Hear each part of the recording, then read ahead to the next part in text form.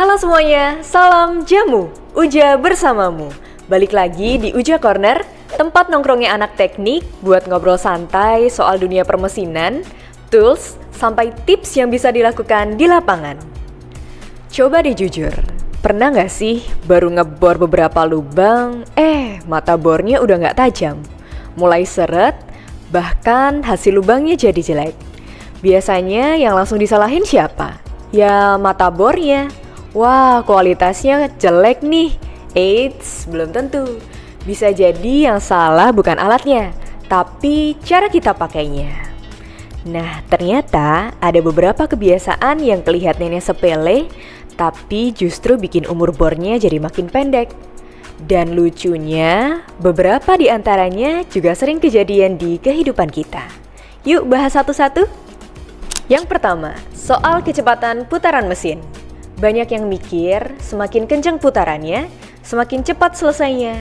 Padahal, kalau materialnya keras, putarannya justru harus disesuaikan. Terlalu tinggi bikin panas meningkat, gesekan makin besar, dan ujung mata bor cepat tumpul. Mirip sama hidup. Nggak semua hal harus dikejar secepat mungkin. Kadang, kita terlalu buru-buru sampai lupa kalau diri sendiri juga bisa panas. Dan akhirnya capek duluan. Yang kedua, pakai tapping oil atau coolant. Masih banyak yang mikir, cuma sebentar doang, gak usah pakai pelumas. Padahal tapping oil atau coolant itu yang bantu ngurangin gesekan dan panas. Hasil pengeboran jadi lebih rapi. Prosesnya ringan dan mata bor pun jauh lebih awet. Sama kayak hidup, kita juga butuh pelumas. Bisa berupa istirahat, dukungan dari orang terdekat, atau sekedar ngobrol sama teman.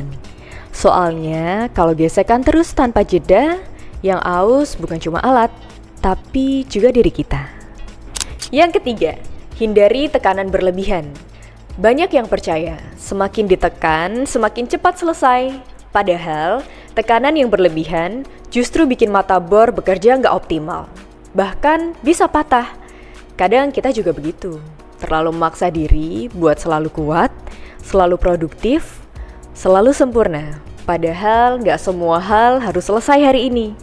Yang penting tetap bergerak tanpa harus mematahkan diri sendiri. Terakhir, pilih mata bor yang sesuai dengan materialnya. Mata bor buat baja, aluminium, stainless, sampai kayu itu punya karakter yang berbeda. Kalau salah pilih, pekerjaan jadi lebih berat dan hasilnya juga kurang maksimal. Begitu juga hidup. Gak semua cara cocok dipakai di setiap situasi. Kadang yang perlu diubah bukan usahanya, tapi pendekatannya. Jadi kesimpulannya, umur mata bor bukan cuma ditentukan dari kualitas produknya, tapi juga cara kita menggunakannya. Begitu juga dengan hidup, bukan cuma tentang seberapa hebat kemampuan kita, tapi bagaimana kita mengatur ritme, mengurangi gesekan, dan tidak memaksakan diri, serta memilih cara yang tepat untuk menghadapi setiap tantangan. Karena setiap putaran selalu punya arah, setiap gesekan selalu membawa pelajaran. Dan ketika alat digunakan dengan bijak, bukan hanya material yang terbentuk, tetapi juga kualitas dari setiap karya yang kita ciptakan. Sampai jumpa di video Uja Corner selanjutnya. Salam jamu, Uja bersamamu.